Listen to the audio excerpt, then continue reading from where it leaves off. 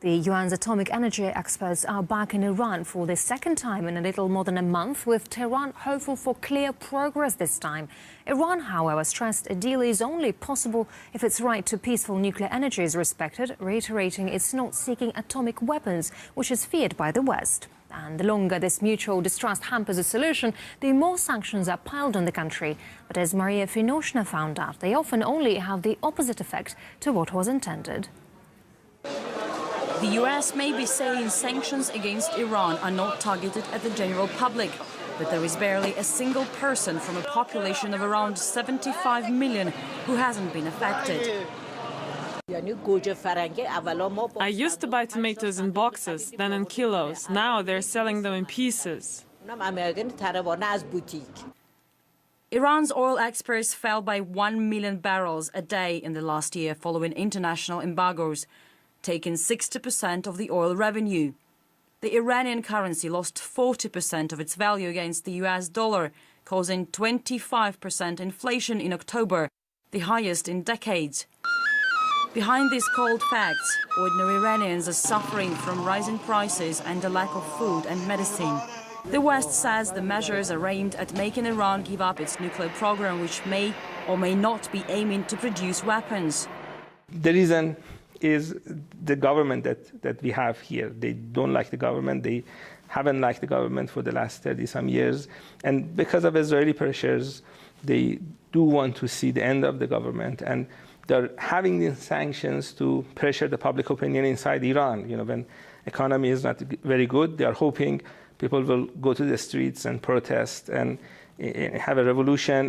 But the effect seems to be the opposite. Amir sells Iranian carpets, one of the country's proud sources of revenue.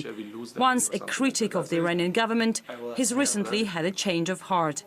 If for me it's forbidden, why for another people, for another country is not forbidden? Why for Israel is not forbidden? For American is not forbidden?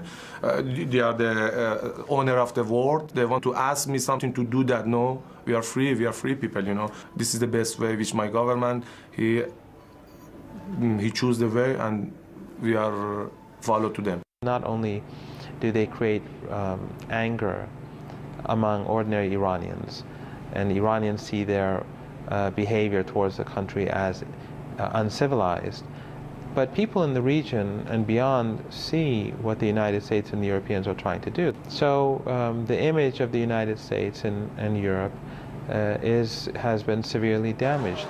But Iran's image has also been damaged. One recent poll shows Iran tops the list as the country with the most negative image. Popular stereotypes include desert, war, and religious fanatics. Many outlets in Britain and many outlets in the United States want to create an image of a villain from not only the Iranian government, but also the Iranian people. Iran has been under sanctions for decades, but it's only following the latest round that the country's economy has been visibly shaking.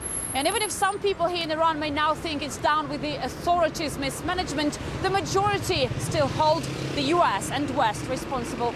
This painting behind me has been here for years, and as the Supreme Leader's quote here suggests, we will not negotiate with America even for a moment. The tension it represents will most likely remain here for some time to come.